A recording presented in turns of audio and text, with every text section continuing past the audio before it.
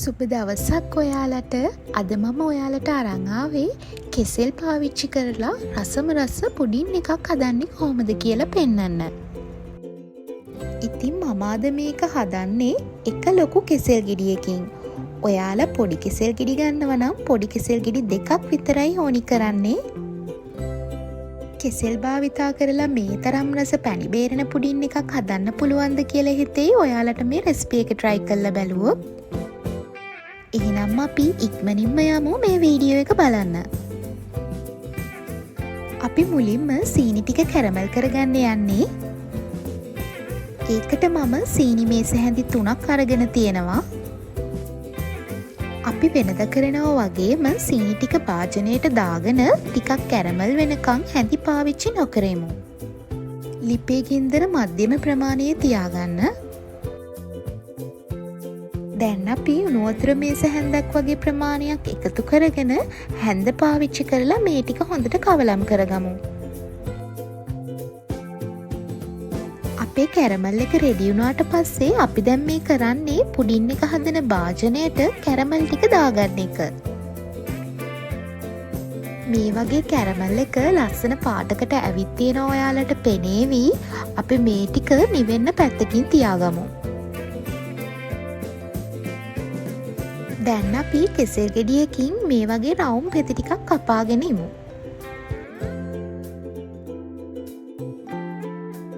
Caramel එක හොඳට නිවුනට පස්සේ මේ කෙසෙල් පෙති ටික කැරමල් එකට උඩින් මේ විදියට හොරගමු.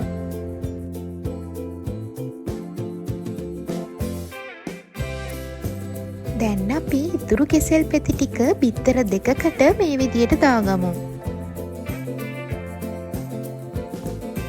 මේ කෙසෙල් ටික හොඳට පොඩි වෙනකන් ගෑරුප්පුවකින් පොඩි කරගන්න.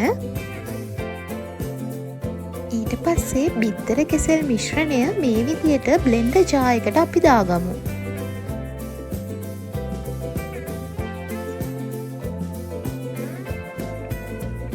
අපි මේ වෙලාවේදී එකතු කරනවා සීනි මේස හැඳි 2ක්.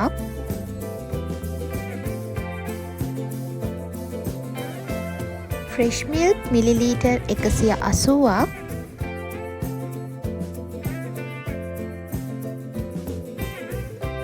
වැනිලා තේ හැඳි 1ක්,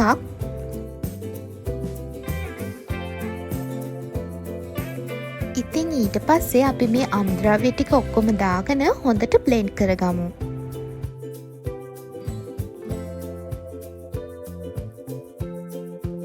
ඊට පස්සේ පෙරණයකින් හොඳට පෙරෙන ගමන් අපි මේ මිශ්‍රණය පුඩින් භාජනයට දාගමු.